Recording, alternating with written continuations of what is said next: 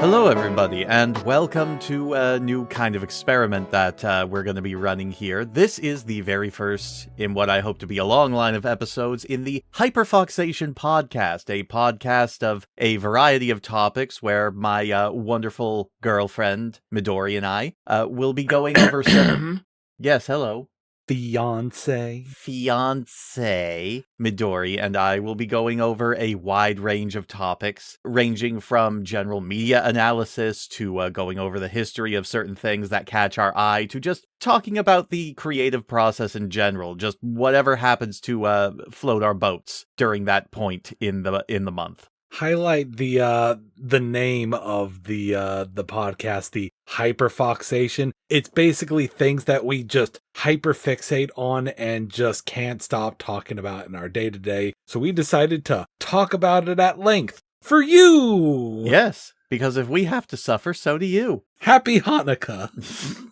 Anyway, today's subject we're going to be going over, which is probably the only time we are going to be doing something like this that is actually timely, is we are going to be talking about the Nintendo Switch 2. For those who are wondering, we are recording this on the evening of April 3rd, 2025. It is a day after the big Nintendo Switch 2 Direct. The big reveal of the console and a lot of its launch games, and we wanted to go over it, discuss what was talked about, discuss what was not talked about, and what was sort of revealed afterwards. Go over the games, our hopes, our fears, our dreams, which will be shattered into a million teeny tiny pieces as time goes on, because that is how life works. Yeah, but I don't know if this is the only time that we're going to talk about something timely like this. It does date this a little bit, but yeah, this is the starting point of this series, and what a starting point it is. We intended for this to be us like being super giddy and excited about the Switch 2, and then like speculating about its future and being all filled with hope. But in the words of Tiny Tim from Futurama, you raised my hopes and dashed them quite expertly. Well done, sir. I will say I want to try and keep a semi-positive attitude towards this. There is a chance that things can change down the line, and it is also important to note that even with some of the negativity that we're going to get into, I am still excited for this. There is still some positivity to be had here. And I will keep things positive during the positivity. I will behave. I appreciate it. So, let's start with a quick lead into this, because the Switch 2 has been on a lot of people's minds for a while now.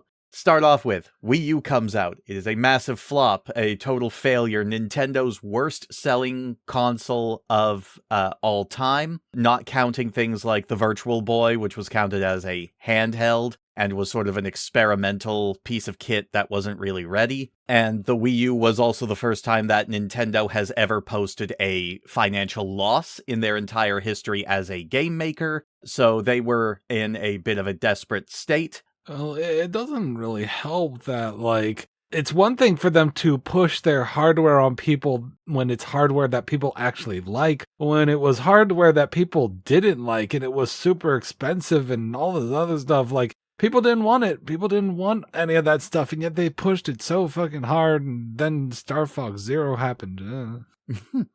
Interesting direction to take that, but I don't disagree. Anyway, October 20th, 2016, the Switch was officially unveiled. That's where we got that really cool trailer where we were introduced to the idea of it being a hybrid system. It is a system that you can hook up to your TV, but then you can just lift it out of its dock and carry it around, and everybody's jaw hit the floor. Like, it was a very interesting concept. Not so much now, because we've had a lot of competition come out for it. The Switch goes on to be one of, if not Nintendo's best-selling console of all time. I think over 150 million units sold over an exceptionally long lifespan for a Nintendo console. It lasted up to this point for 8 years. Whereas most Nintendo consoles only really last like 5 or 6 before they're phased out.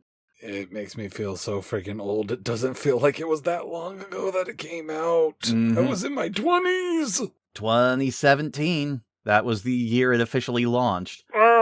After a series of rumors and hardware leaks and fakes that might have not been fake, but were probably fake, Nintendo officially unveiled the Switch 2. And they did it in probably one of the weirdest ways, or probably the most low-key way possible, with an overview showing how different it was from the Switch, but that it was also basically the same thing, and the fact that the Switch 2 is going to be called the Switch 2. Which makes sense. Like, Nintendo doesn't always have to make an entirely new console, like when we went from the GameCube to the Wii, and the Wii to the Wii U, and the Wii U to the Switch. It doesn't always have to be a completely new type of hardware. Look at PlayStation. They've just been upgrading the same thing over and over again 5 times. And that's one of the things that makes the Switch 2 so interesting to me, is because this is probably the smallest incremental leap in terms of Nintendo's consoles that we've ever had. It also does say to me that they are very confident that people will still buy the Switch 2, even if it's not some big, brand new, amazing thing. It is basically just a bigger, more powerful Switch, and I honestly think that, all things considered, that is all it really had to be. Exactly. The Switch was Oreo cookies. They invented Oreo cookies, and now the Switch 2 is double stuffed. It's just more cream in the middle. It's better. It's the same thing, but more.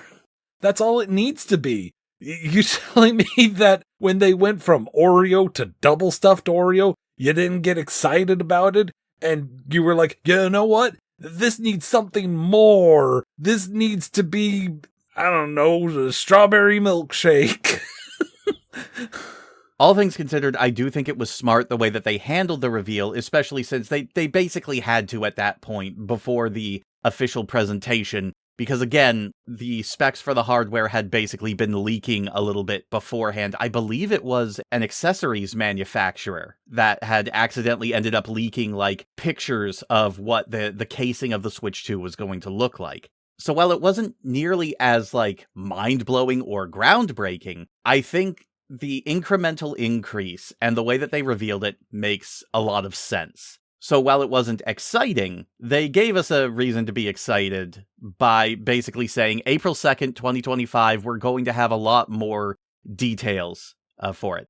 And this was back in February when that trailer revealed to us all what the Switch 2 was going to look like. And then we officially got the unveiling of the Switch 2, which I think at this point we can move on to basically giving a quick overview of like its hardware, what we have been told and what we know. Because I think like as much as I really like the Switch, I think one of the biggest problems that the first Switch had was that it felt like it was not up to Nintendo's usual design quality in terms of its longevity. There were a lot of little things about it that either just did not last very long, or were just poorly thought out. Like the fact that the USB-C charging cable has to go on the bottom of the console, which means that you can't charge your Switch while you have it using the kickstand, for example. Yeah, that didn't make sense. And then you had things like the Joy-Con drift issues. Like, we've gone through at least one pair of Joy-Cons that have suffered from drift, and we lost a Pro controller that I believe, like, the stick just stopped working in one direction completely. And that was first-party hardware. Like, that was a Nintendo brand controller. Considering that we live in a world where, like, original Nintendo Entertainment Systems and Super Nintendos are still working fine. I mean, you could make the argument that the Wii U is sort of like starting to just brick itself. Ours has completely bricked itself at this point. And I bet the one that I had in storage has bricked itself at this point just off screen. Most likely, yeah. Which I'm not thrilled about because I had some very fun games downloaded onto that thing from my Nintendo account that was on like the DS and the Wii U and stuff like that. And that shop, those accounts are gone at this point, which is very frustrating. Welcome to our digital future. We'll get more into that later, I'm sure. Yeah. I won't know until I have one in my hands, obviously, but the Switch 2 does look more robust. It looks like they are going out of their way to make the dock a little bit better designed. The grips definitely look like they're a little bit more comfortable on like the Joy-Cons.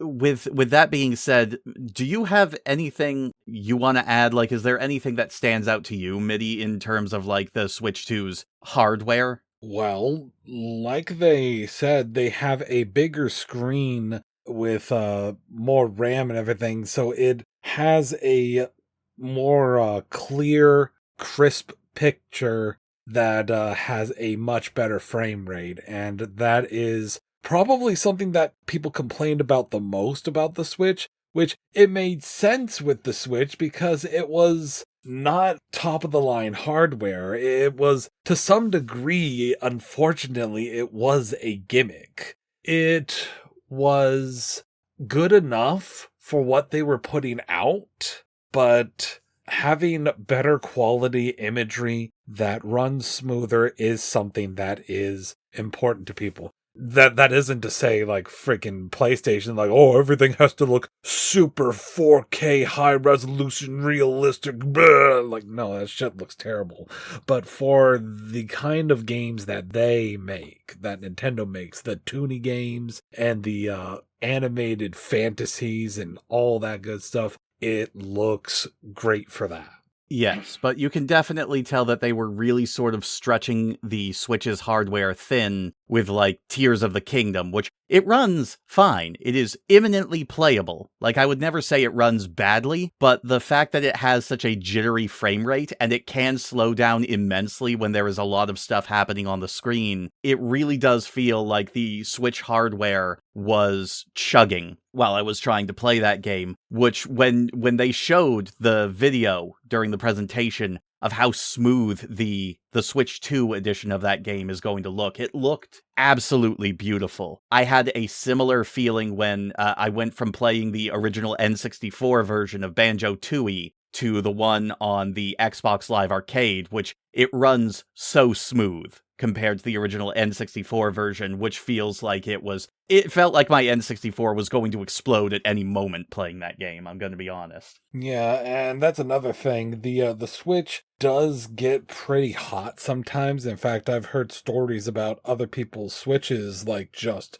melting. But they have hardware that is meant to keep it cool, which honestly is another issue that the Switch 1 had that they are tackling with this new hardware. They have taken into account the flaws of the Switch and are trying to improve upon them. But they're also trying to throw in interesting gimmicks like having a mouse functionality in the controllers, which I can only imagine will rub them raw.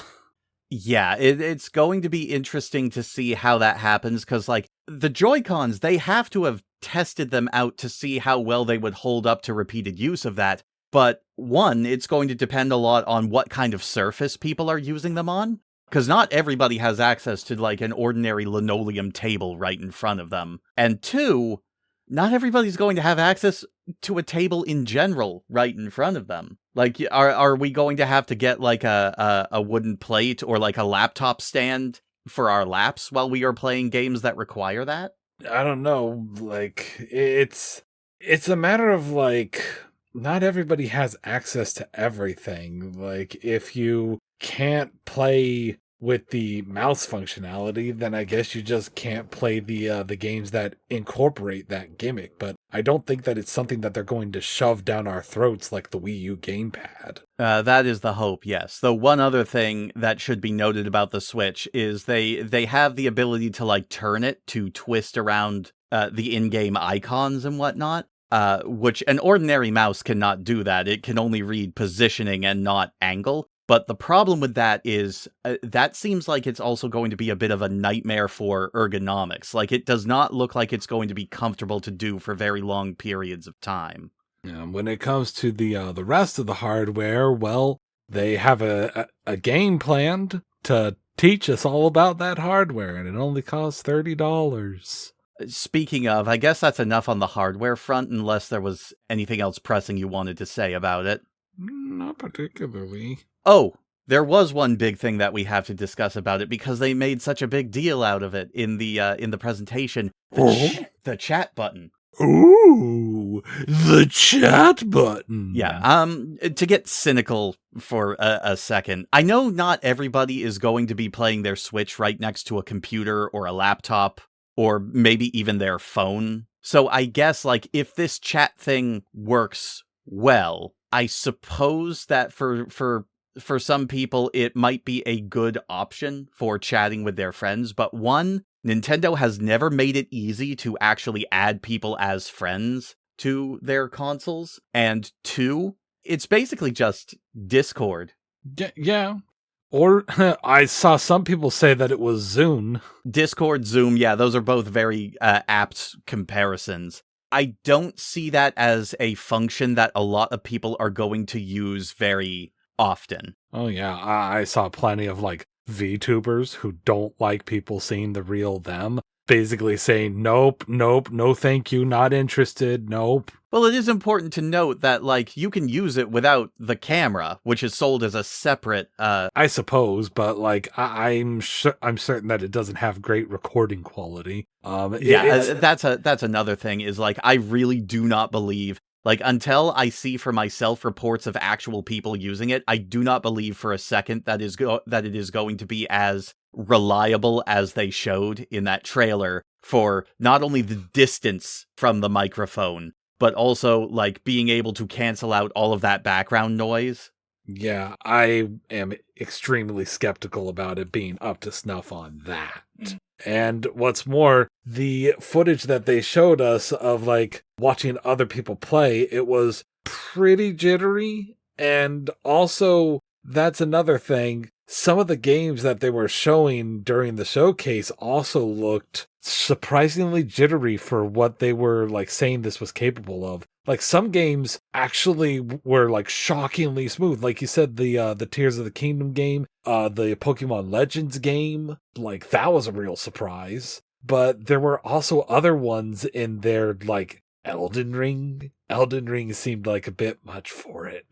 It did kind of look like it was struggling a bit for Elden Ring, but honestly, like, I did not think that Elden Ring looked terribly bad. Well, I guess we'll just have to wait for the console to come out so that we can get the verdict from people that, you know, are actually willing to shell out for it immediately, which is quite frankly probably a lot of people. I don't doubt that it will sell out or something despite certain price points. But yeah, let's get into the games, shall we? Yep. The game. Yeah, that's what we all really wanted to hear about the most, was what games are going to be available for it at launch, and what we can expect to see going forward. So they led off, of course, with the big one, which was Mario Kart 9, or as it's officially named, Mario Kart World, which is I say semi because I don't really see a whole lot of reason for it to be open world, but it is a semi-open world racing game. Well, they did say that you can drive anywhere in the world, so it's technically an open world. And I should state, again, we are recording this the day after this presentation, and they did say that they were going to have an entire direct devoted to Mario Kart 9. So maybe they will talk more about, like, what sort of substantial content it's going to have.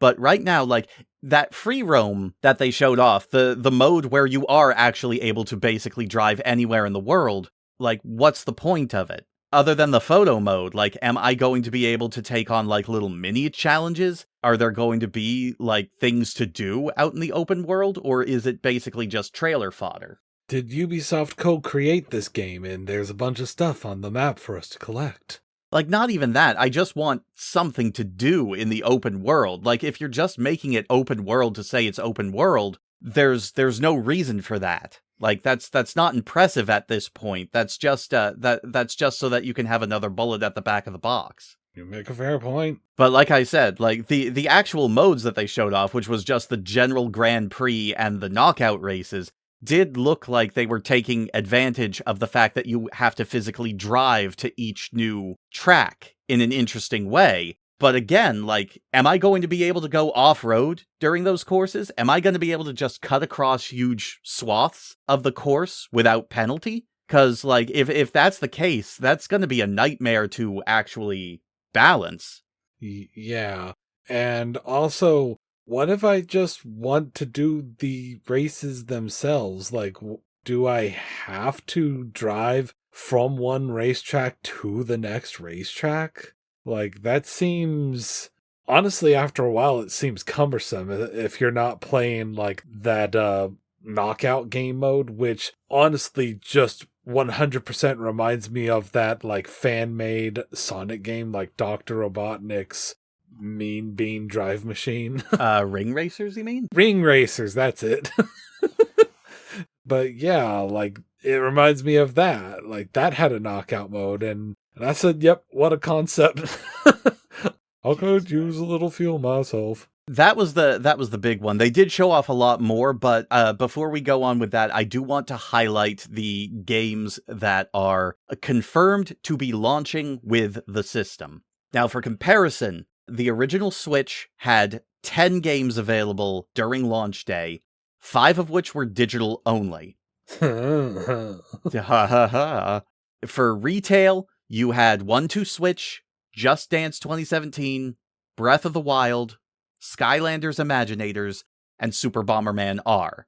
For digital, you had I Am Setsuna, Snipper Clips, Shovel Knight Treasure Trove, Shovel Knight Spectre of Torment, and Fast RMX. 2 of those are just Shovel Knight. Yes, though I don't believe Spectre of Torment was considered part of the Treasure Trove, so I guess they are counting them as 2 separate games. I thought it was. A few of those are games that had already existed. I'm pretty sure I Am Setsuna was available elsewhere. Treasure Trove definitely was. Like, that got a physical release on the Wii U. Basically, the only one that really got a lot of people super excited for the Switch was Legend of Zelda Breath of the Wild, which of course was a cross-generational game. It was also available on the Wii U. For comparison, the Switch 2 has confirmed to be launching with 22 games. But I do think it's really important to note that a majority of these games are either ports or enhanced editions that are already available elsewhere, or games that are being added to Nintendo Switch Online. You have the HD remaster of Bravely Default, you have Civilization 7, Cyberpunk 2077, Deltarune Chapters 1 through 4, Fast Fusion, which is a sequel to Fast RMX, Final Fantasy VII Remake, not Rebirth, but Remake Intergrade, the first game in the Remake trilogy, and the one that I believe has the Yuffie DLC. Yeah, that's what Integrate is. Fortnite, which can basically run it on a friggin' toaster. 3 GameCube games, because they're adding GameCube games to Nintendo Switch Online if you buy the expansion pass for $50 a year. So you're going to have F-Zero GX, Soul Calibur 2, and Legend of Zelda Wind Waker, which are decent choices. Wind Waker, I'm a little bit disappointed in, merely because the HD version of that exists. It's only available on the Wii U, admittedly, but they added so many good quality of life updates to the HD remaster of that game, none of which are in the original GameCube game. So it's a step backward in that way. Mm-hmm. Let's see, Hitman World of Assassination, Hogwarts Legacy, boo. Mario Kart World, which is of course a completely 100% brand new game, Nobunaga's Ambition, Awakening the Complete Edition, Puyo Puyo Tetris 2S, Rune Factory Guardians of Azuma, Split Fiction, Street Fighter 6, Survival Kids, the enhanced Nintendo Switch 2 editions of Breath of the Wild and Tears of the Kingdom, and a port of Yakuza 0 Director's Cut. I don't know about Survival Kids, and maybe Rune Factory Guardians of Azuma. I know that's coming to the Switch as well, but I don't believe that's releasing until the Switch 2. But I believe the only one that is 100% new on this entire list is Mario Kart World. Like, they are basically banking on a lot of third-party support for games that are already available elsewhere, and enhanced or remade versions of games that are already available on the Switch. Which, don't get me wrong, a lot of these games are really, really good, but the problem is, like, the only one of these that is, like, a really big system seller is Mario Kart World. So much so that they are releasing a bundle with it. Again, we'll get into that when we get to the pricing. So it's a solid launch lineup, but it is a launch lineup of a lot of games that are already out there, and I'm not sure how I feel about that. The highly anticipated pricing segment of the podcast. Yes, you'll want to stick around for that, I'm sure. Anything to add on this lineup, hun? I mean, people got justifiably excited about Deltarune chapters 1 through 4, but it wasn't because they were going to be on the Switch. It was because we finally got an announcement for chapters 3 and 4 and the game officially releasing. I guess Toby Fox is such good friends with Nintendo that he's releasing it on the same day as the Switch 2, but it's simultaneously going to be available on every other platform that you can think of. The only thing that the Switch 2 version has going for it is that Toby Fox has gone on record saying that there's going to be a unique room in the game that has unique gameplay mechanics on the Switch, but the unique room is on every other version of the game, just with a different form of gameplay mechanics. So it just has a switchy mouse control minigame instead of like what every other console has. So there isn't really a point. Basically, Toby Fox has gone on record saying there isn't a necessity for you getting it on the Switch 2. Like, it's going to be the same everywhere else, just get it how you want it. And that's slightly funny, given that that they made a point to announce this with the Switch 2 and release it with the Switch 2. That is true, yeah. So, with that being said, though, they did highlight a lot of games that are coming in the future to the Switch 2. We don't know, some of these we know when they'll be coming out, some of them are going to be in a launch window, others basically just have a generic 2025-2026 date. First and foremost is Metroid Prime 4, which I am very much looking forward to, which is going to have both a Switch version and a Switch 2 edition. People were speculating that it was going to be the cross-generational platform like Breath of the Wild for this generation. Yep, it's just not a launch title this time. They announced a new Kirby's Air Ride game, Kirby Air Riders, which we basically only got a teaser for and confirmation that Masahiro Sakurai is going to be directing it, which is really cool. It is really cool. I mean, it's Sakurai. He made the Kirby games. I don't know if... Well, I'm terribly sorry, everyone. This isn't me being like... I'm not trying to be mean with this at all. Like, I don't see why it's a big deal that he's making a Kirby Air Riders game, because it's not the typical Kirby game formula. It's Kirby Air Riders, which I still see people play to death in like a ROM emulated version of with each other to this day. Like, it's a big deal, and the game is a big deal, and I get that. And I'm cool with that. I'd love to play it with other people, but I don't see why, like,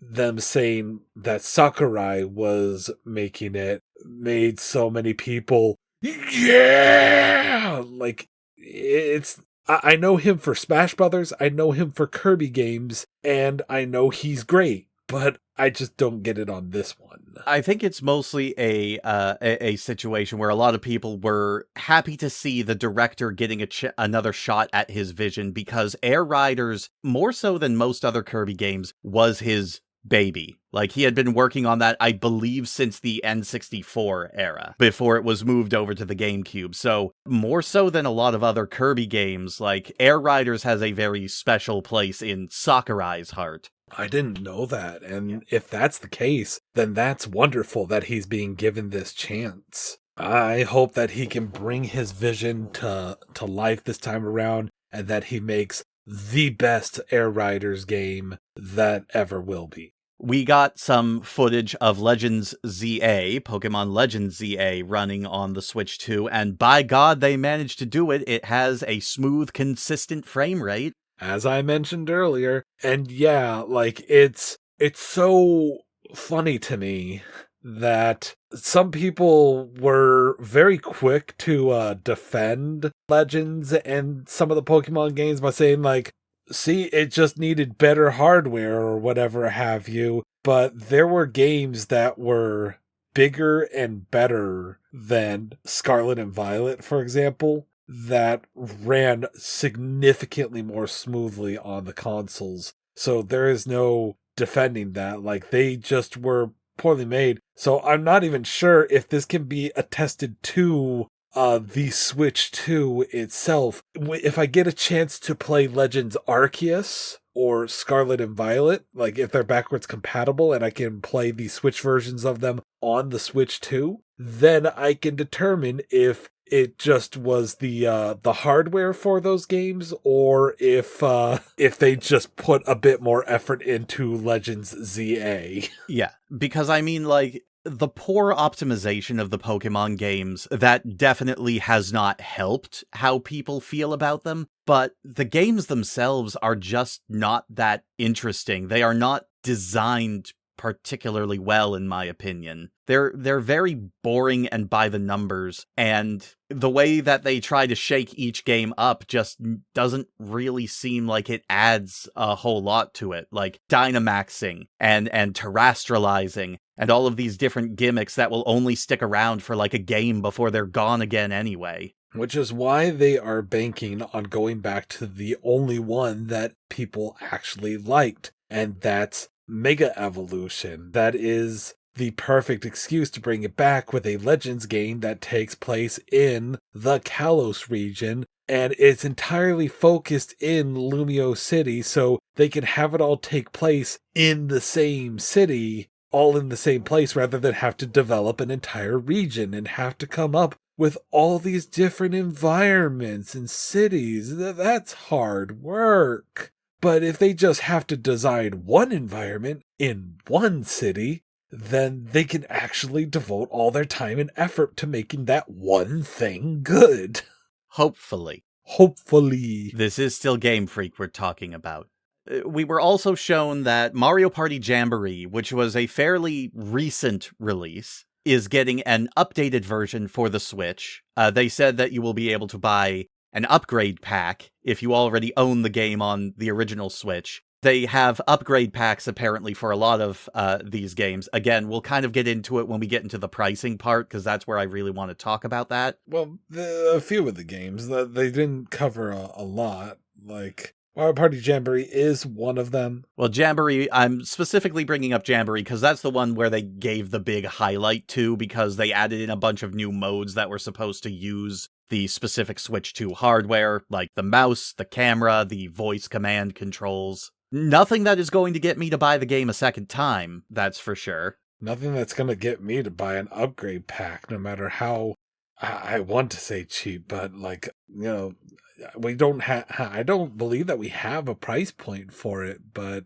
like I said, we'll get more into that later. We keep foreshadowing the highly anticipated pricing segment. Well, I want to make sure that it's all condensed into its own section, because I have a feeling that's where a lot of our cynicism is going to come from in this episode. Of course. But I'm also just like, I want this to be set up for a future episode where we inevitably talk about Monster Musume, and we eventually get into the highly anticipated farm arc. I'm starting it now. You guys gotta highly anticipate the highly anticipated farm arc for when we talk about Monster Musume. Yeah, that's another thing we've hyperfixated on that we will no doubt cover in a future episode. I don't know how many episodes, but we'll get to it. So back to the Switch 2. This was one that was basically the closest thing to a tech demo that was shown off. Well, there was one other one, but this was the big one that they highlighted, was Dragon Drive, which looks like a very simple game where you are playing 3-on-3 wheelchair basketball. The game is entirely controlled by using both Joy-Cons as mice at the same time to move yourself in your wheelchair, and then you use motion controls to lift up the ball and toss it into the hoop. You can use it to wave to your teammates. You can use it to raise up your arms to block the ball when somebody is passing it. You can use it to high five. Yeah! Oh, thank God. I will say it looks interesting. It definitely looks more like a budget title, and surprisingly, it is not launching with the Switch 2. It only has like a summer release window, but no official release date. It's kind of weird to me to call it like wheelchair basketball because while it's clearly designed after like wheelchairs, these are robots. They're robots that just have that kind of like. Well, they look like it, but they still have human legs. They still have human legs from the front, so maybe they're just people in highly protective gear, which, given the fact that you can do, like, flips and tricks off the half-pipe edge of the court in order to get more points when you slam dunk the ball, that kind of makes sense that they would need all of that protection. Fair enough. Like, if I was going to do that in real life, in a wheelchair, I'd need that kind of level of protection. And then we have the other tech demo-y thing that they showed off, which is not a pack-in game, is going to be digital only, and is also going to be a paid piece of software for some reason. It's a interactive instruction booklet. Yes, the Nintendo Switch 2 Welcome Tour, which is basically meant to give you a complete, hands-on explanation for how everything in the Switch 2 works, while also giving you some minigames to play here and there, where you can experience the various gimmicks of the system. This is, for all intents and purposes, the Wii Sports, the Nintendo Land, or the 1-2 Switch of the Switch 2. And it is paid for. It's $30. Like, 1-2 Switch was not a pack-in game, so you did have to still pay for that as well, so I don't even know anything about 1-2 Switch. It was not good, and neither was its sequel. But I will say, like, so long as this is not, like, overpriced, because 1-2 Switch was sold as, like, a full-priced Switch game, so long as this is not sold as a full-priced game digitally, I think it will be okay. Like I said, I'm pretty sure that it's $30. At least that's what I've heard. But, don't quote me on that. I don't deep dive into this kind of stuff. I just kind of absorb it through cultural osmosis.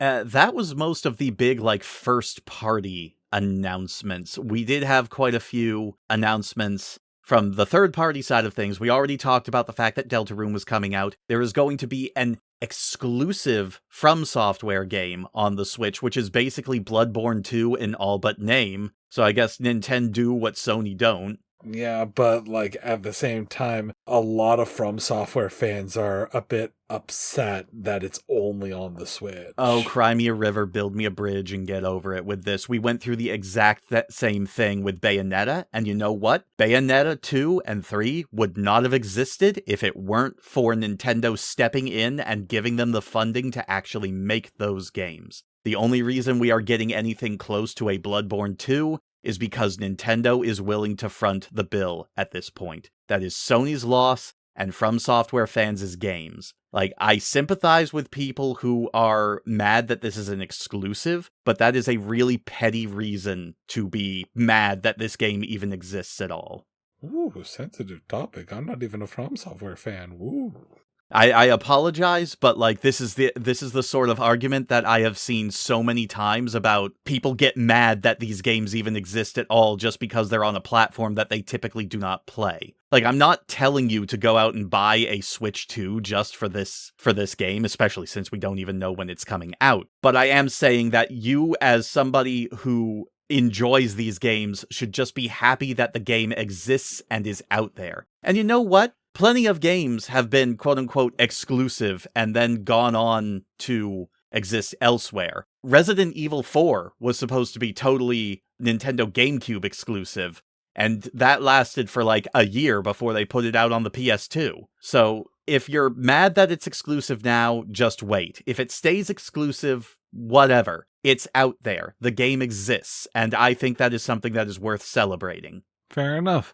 This next one was a collaboration. We got the confirmation of a new Hyrule Warriors game, The Age of Imprisonment, which is basically going to be like following Zelda through her side of the story, which we only got snippets of in Tears of the Kingdom. It bugs me a little bit that everybody keeps saying, Hyrule Warriors 2? Did the original Hyrule Warriors not exist for you people? Like, it didn't originate with Age of Calamity, you know? Yeah, that is true. We did get an original Hyrule Warriors, which was basically just a mishmash of Zelda characters and locations. I think they're more saying like Age of Calamity 2, which this technically is. Well, then why don't they say that? Like, if you're gonna say Hyrule Warriors 2, say Hyrule Warriors 3. It's the third Hyrule Warriors game. Bleh.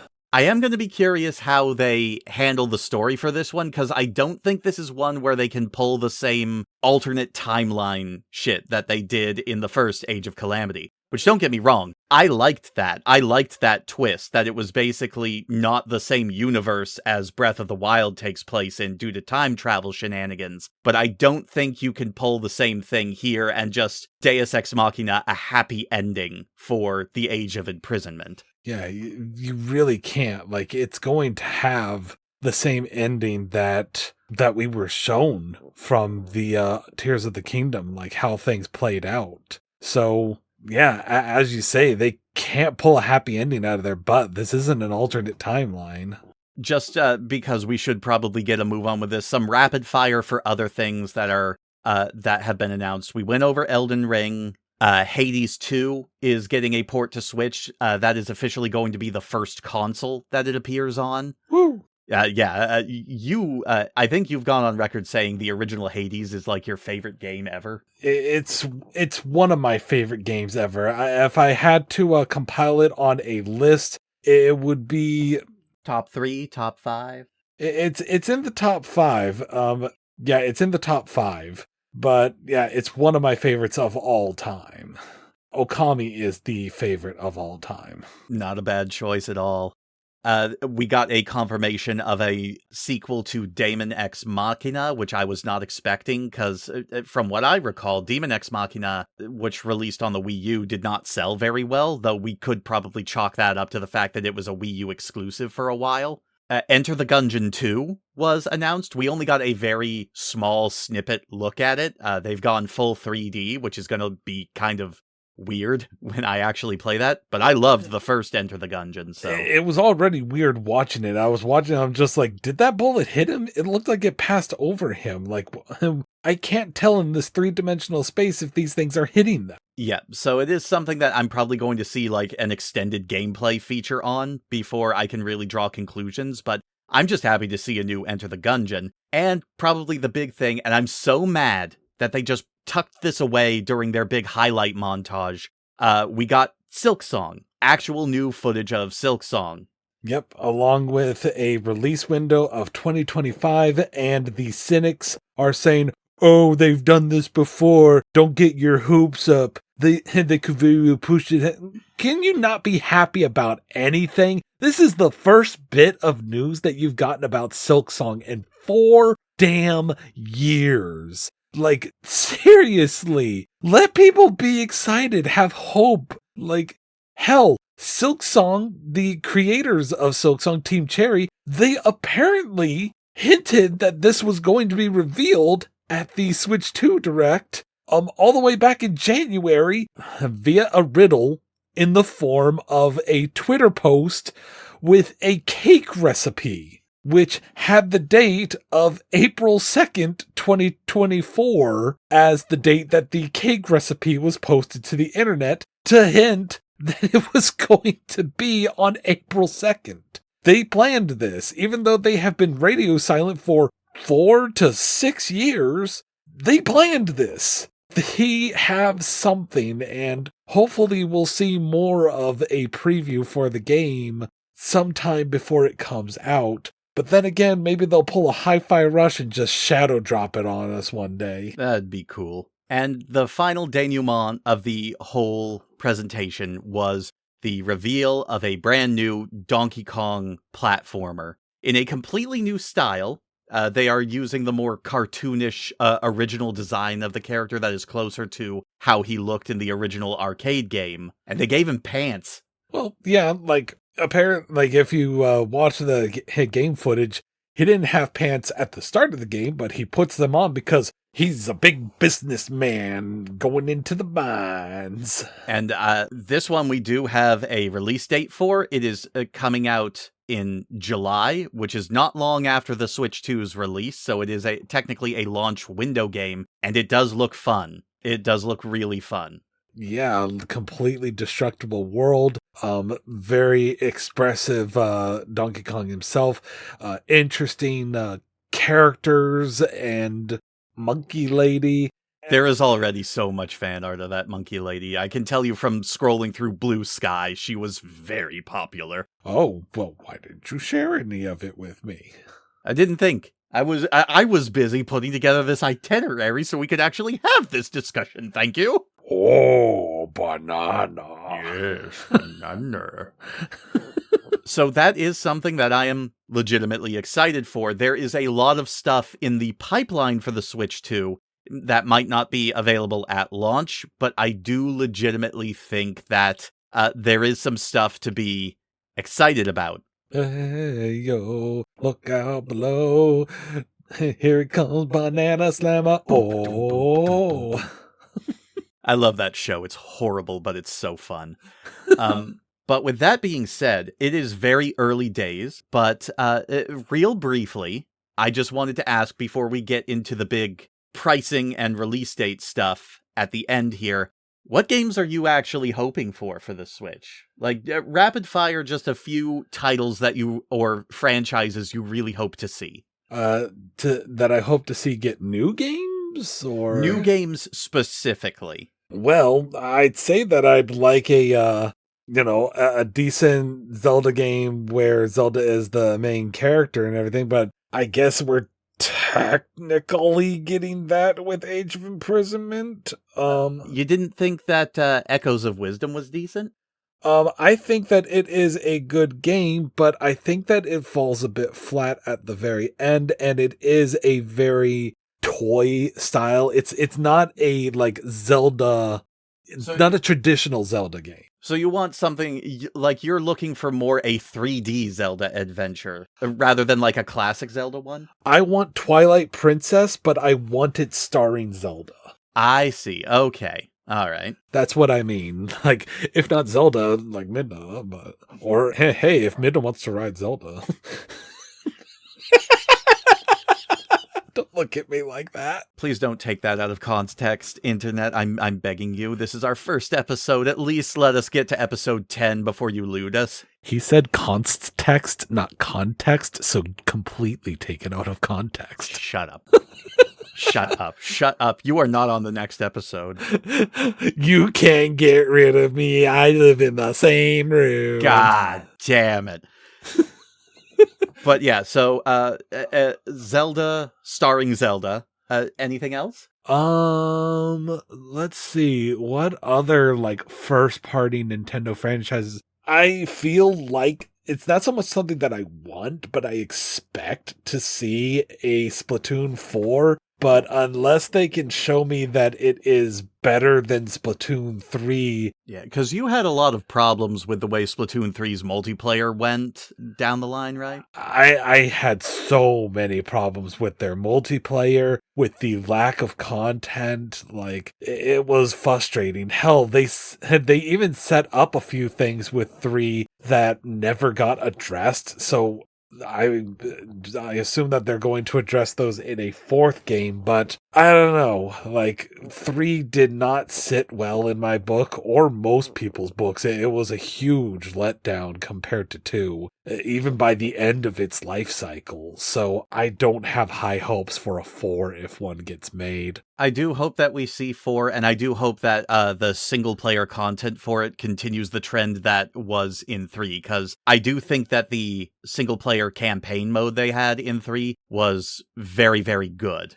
It was. That was honestly extremely good. I'd say that I would love to see a new Animal Crossing game, but they already made practically the perfect Animal Crossing game. Sans the like heavily pushed crafting mechanic in it. Like, I don't mind that being a thing, but I wish that it wasn't such a focal point for it. I kind of feel like they could have done more with it. I feel like they just stopped supporting it way too soon. Yeah, I mean, they came out with a really nice DLC for it, but like they essentially supported it over the course of 1 year, and that was that it? Like, I think, yeah, you got 1 year of updates and then they just let it lie, even though it was basically the game to own during the start of the pandemic. yeah, it was. But after they added Brewster's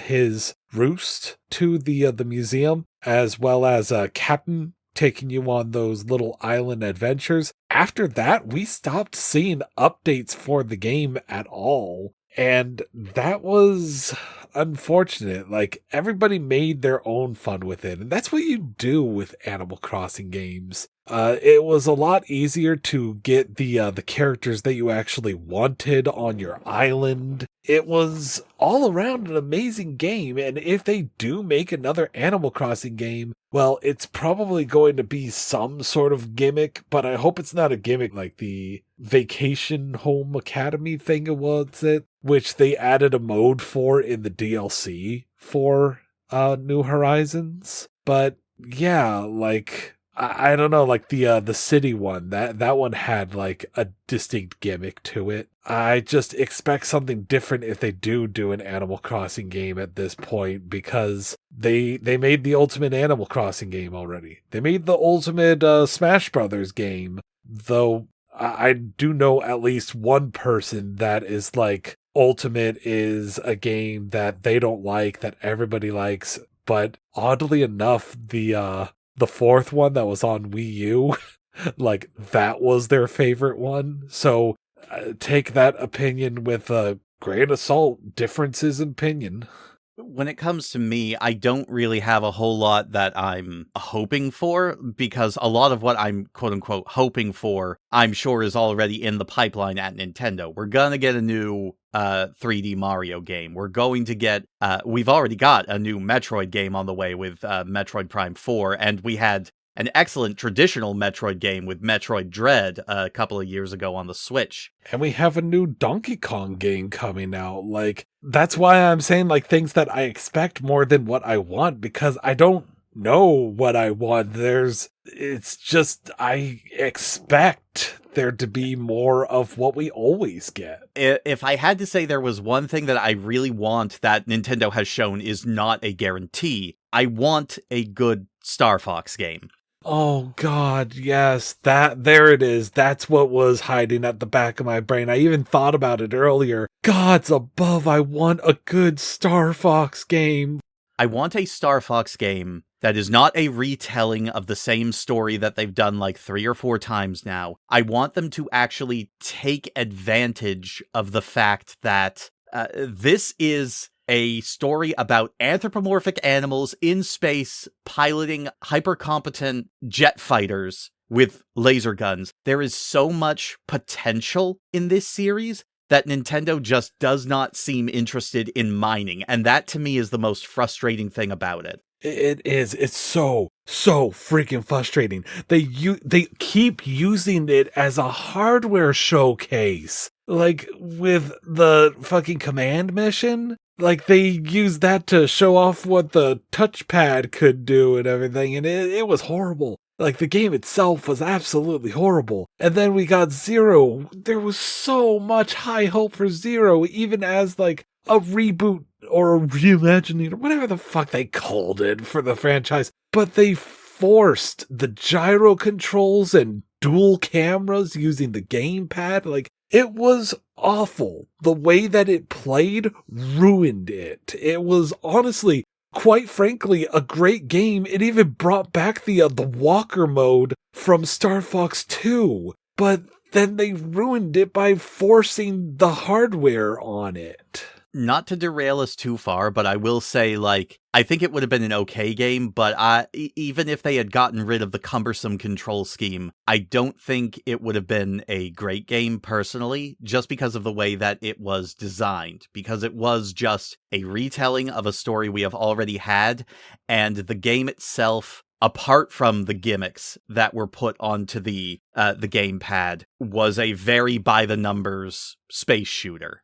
You want to know what it needs? Even if they're not going to bring back Crystal, because I get the feeling that we've seen the last of Crystal. That they've stepped away from that timeline for Star Fox, and Crystal was furry bait that came from a game that was transformed into a Star Fox game. I'd love for Crystal to come back. She's such an iconic, big character, but knowing what I do about Nintendo at this point, I just don't think that she's going to come back unless they make a reimagining of Adventures. But you know what this franchise needs if we're not going to have Crystal? It needs girls. It needs girls. It needs bring back Miyu and Faye. Reimagine Farrah Phoenix. Bring back women. You heard it here first, folks. Women. Yes. Make Star Fox great again. Women. Why'd you have to phrase it like that? God damn it. What? That's not his slogan anymore. His slogan now is do not bring up that tangerine on this podcast. Take Star Fox back. That's what he would say. That's what he would say nowadays. So I can say the other thing. Well, we've had some fun here tonight. No. We have another topic to talk. Yeah, that's why I'm saying the fun times are about to end. Like, you're making it seem like I'm ending the fun times with my horrible joke reference. Like we set up near the beginning of this discussion, we were probably going to end on a sour note, because now we've sort of front-loaded it with a lot of the things that were really exciting and interesting to us, but now we have to talk about stuff that is really worrying. A lot of it was stuff that was not addressed in the actual presentation, which I understand. You don't want to put people off when you're trying to get them excited, but a lot of stuff came out after the presentation that was really bothersome. Let's put it that way. Let's start with the fact that the original Switch, when it launched, the base version that most people are probably familiar with, was $300 at launch. That blew our freaking minds that it was so cheap. Compared to, at the time, the $400 to $500 for the PlayStation 4 and Xbox One when those launched. It was the cheaper alternative, which had been a big part of Nintendo's business strategy for a while. The Switch 2 is going to launch at $450 US, which is a pretty massive spike.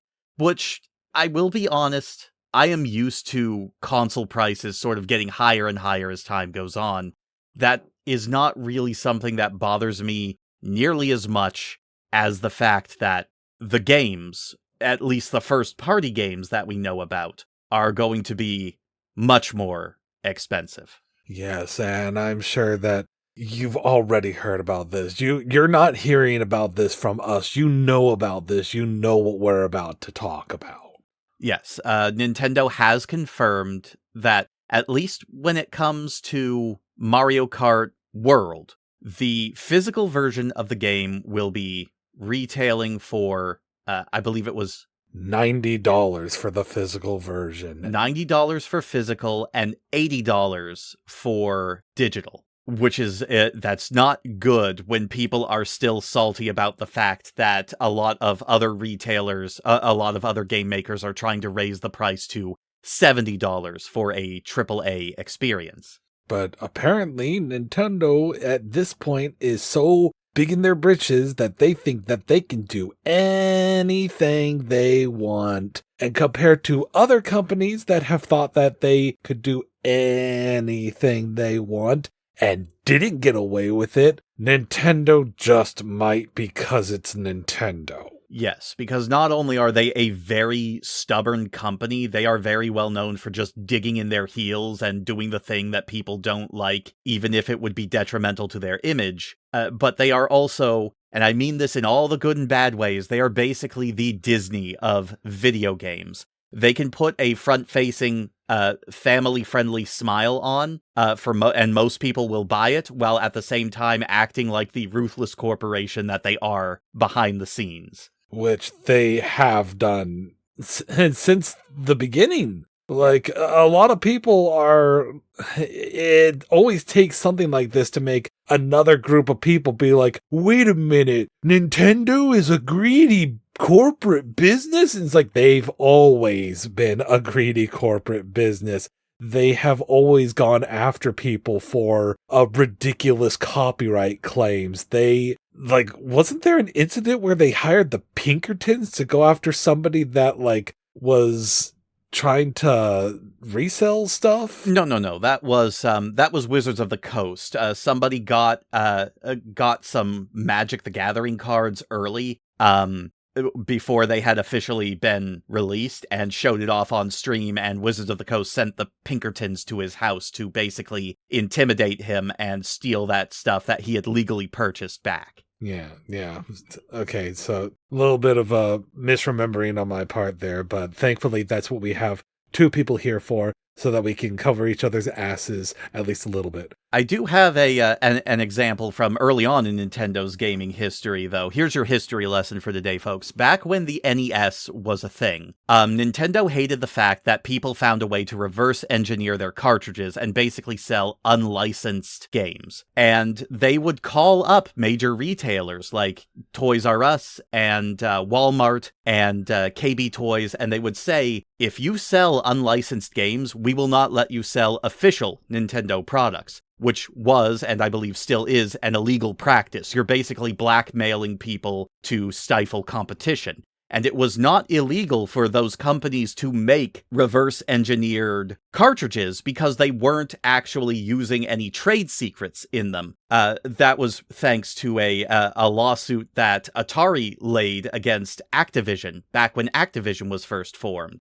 because they were basically the first third-party video game developer. And Atari didn't like the fact that they were manufacturing their own cartridges, but that is not considered illegal. So Nintendo basically bypassed the law. They didn't legally threaten these companies. They just threatened the retailers that were selling video games at the time.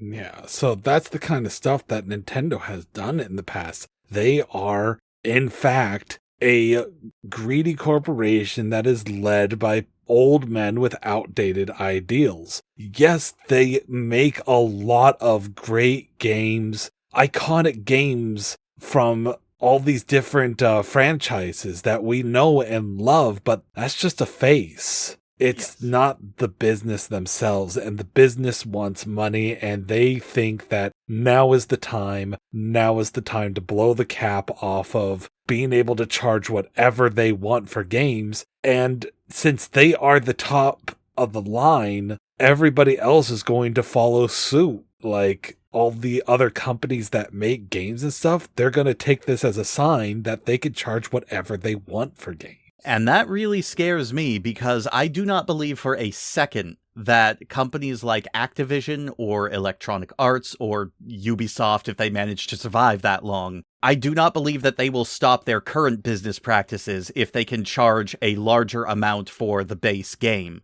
They have been crying and whining for years about how, games are so expensive to make, and that's why we have to nickel and dime people. I do not believe that if Electronic Arts could sell a game for $90, that they would not carve out huge chunks of the games to sell back to you as DLC later. Nintendo is pretty good about that. I will give them credit where it's due.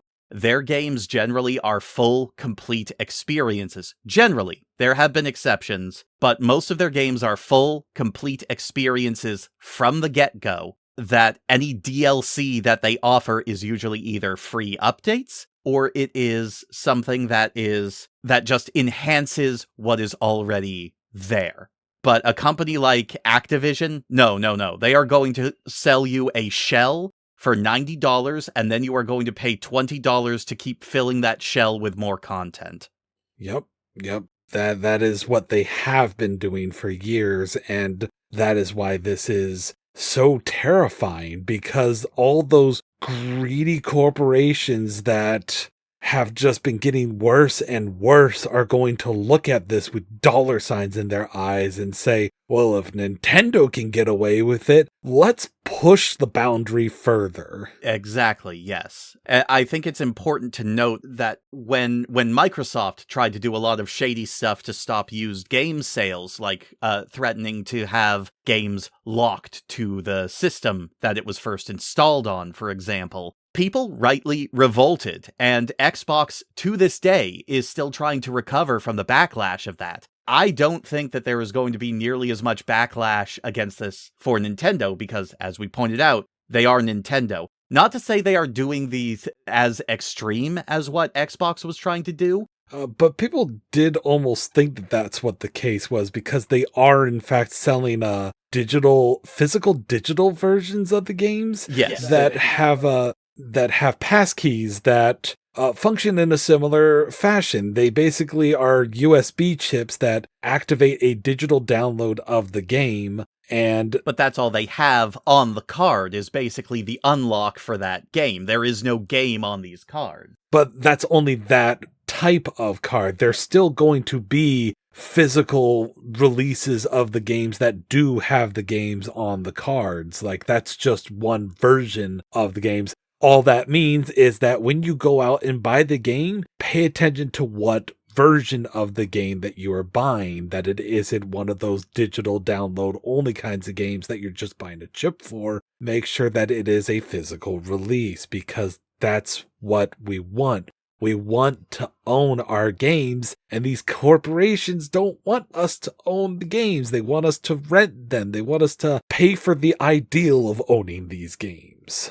That is something that does worry me, because I'm looking at the proposed thing that is going to show up on a Switch 2 case that is just a game key, and is literally just a white strip down at the bottom of the case that says game key card. In tiny text that is smaller than the age rating. Yes, it's basically like the equivalent of, like, you remember those cloud games that they started releasing on Switch? When you buy a physical version of that, it basically just has a strip on the bottom that says, this game is a cloud service game. You have to have an internet connection and a Nintendo Online subscription to play this game, which I think will lead to a lot of parents, and especially a lot of grandparents, mistaking these for actual game cartridges. They're going to get them home, and the kids are not going to be able to play the game until it downloads, if they can even download it, because there are still plenty of people, especially in America, that do not have access to reliable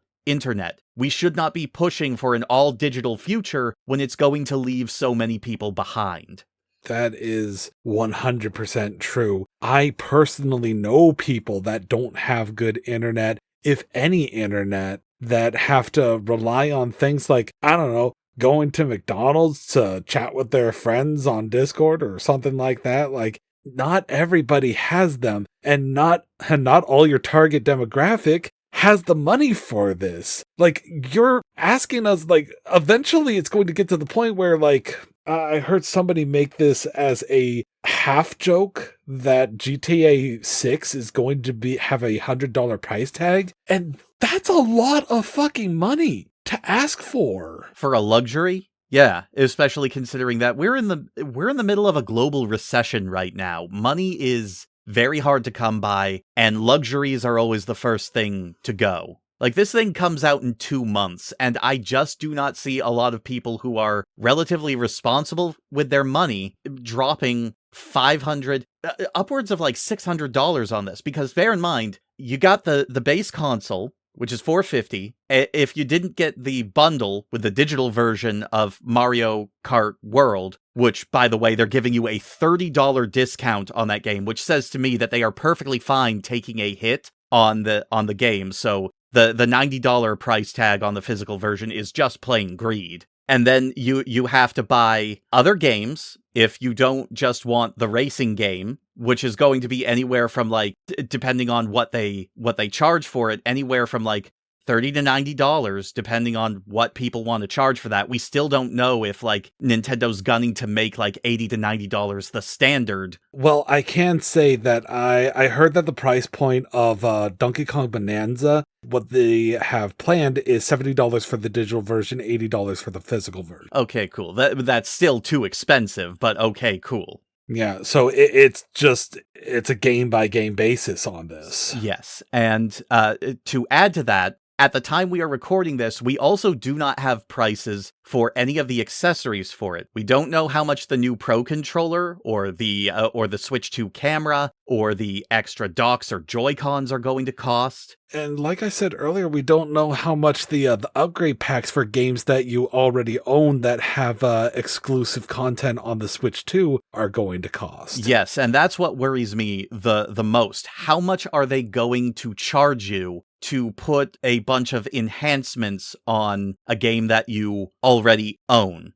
Which I remind you, because the Switch is backwards compatible, you can just play those games without the enhancements on your Switch 2. Regular Switch games, for the most part, will run on Switch 2. It's just like, you can play Breath of the Wild, but if you want to play it at a silky smooth, like 60 frames per second with HDR and being able to play it in like 4K on your TV, you have to get the expansion, because like playing it on the Switch 2, playing a Switch game on the Switch 2 will not give you the ability to go above 1080p, like 30 frames per second, from what I understand. I'm sorry, that confused me a little bit. I don't remember seeing anything about there being a upgrade pack for Breath of the Wild / Tears of the Kingdom that enhances the performance on it.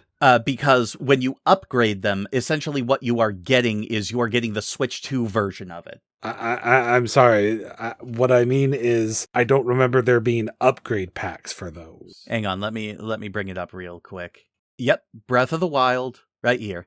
Oh, okay. Like, they don't call them... They were in the list of upgrade packs, but it was confusing because, again, like, you are basically quote-unquote upgrading to the Switch 2 edition. Okay, it seemed like all the upgrade packs were, like, going to come with, like, new content, like, entire, like, side games or story modes or stuff, but... Some of them are, but Tears of the Kingdom and Breath of the Wild are basically getting, like, improvements to frame rates and resolution, faster load times, and also you get that really stupid Zelda Notes app, which is basically just GPS for Korok seeds. So that you can get the golden turd. Right? Oh yeah, I forgot. That's your big reward for actually going out of your way to gather all those things.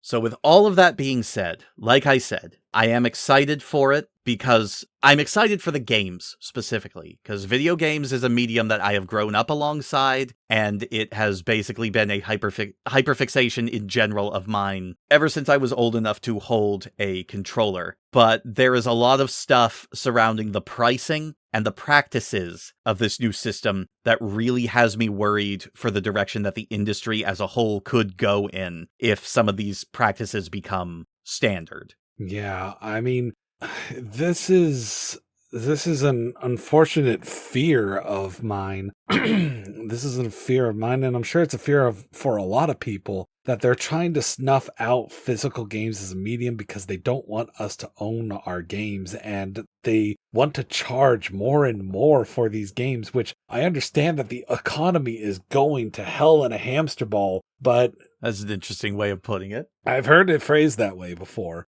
So like I said, the economy is going to hell in a hamster ball, and everything is becoming more expensive. So of course they want more money. They don't need more money, but they want more money.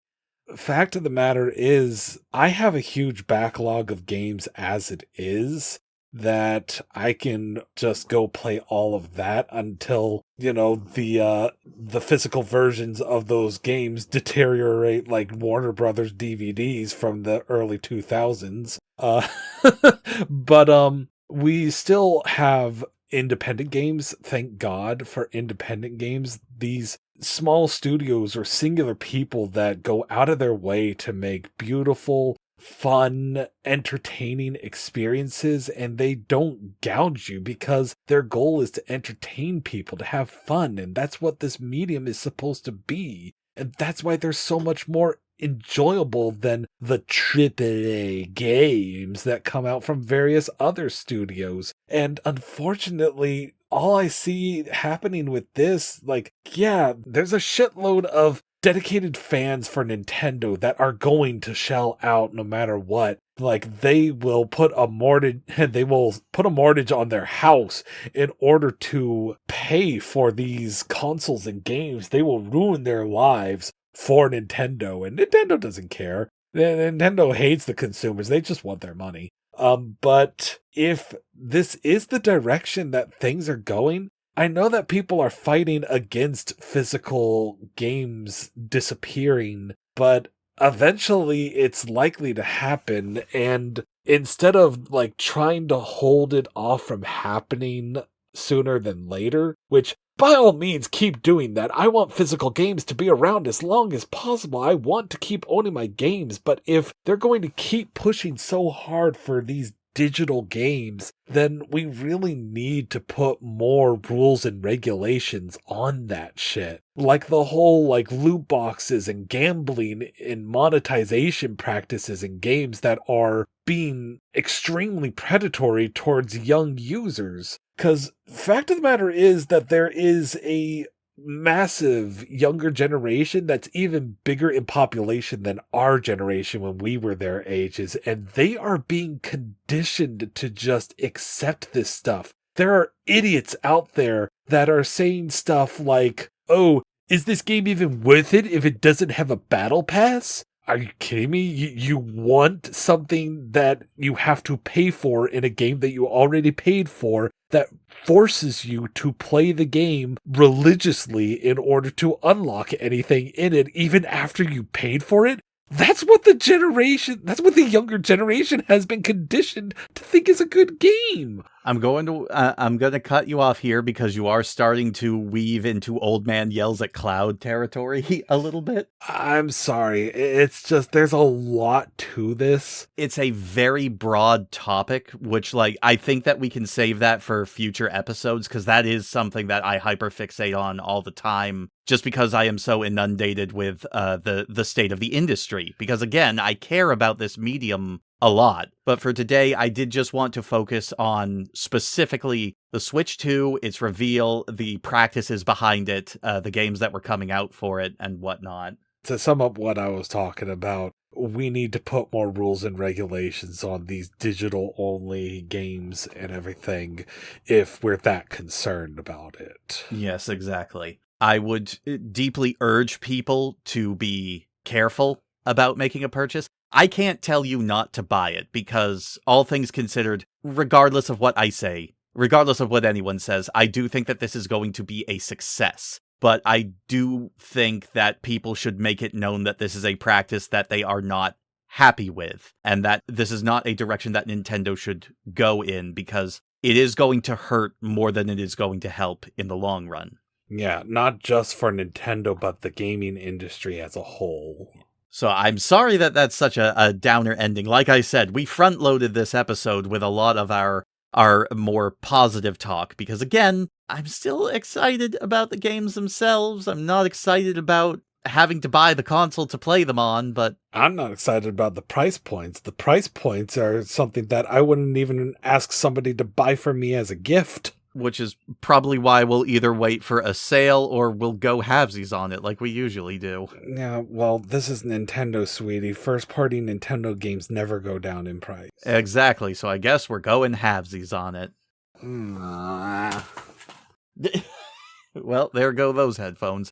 Thank you all for joining us for our very first episode of the Hyperfoxation podcast. I would like to reiterate here, if you've made it this far, first off, congratulations. And second of all, this podcast is not going to have a set schedule. Our hyperfixations come and go, and there are some that we want to talk about more than others. So we will record these as we think of them. But thank you all for tuning in. I hope you enjoyed. I hope you will continue to watch us down the line. If you do have any suggestions for us to check out or talk about for future episodes, feel free to leave them in the comments below.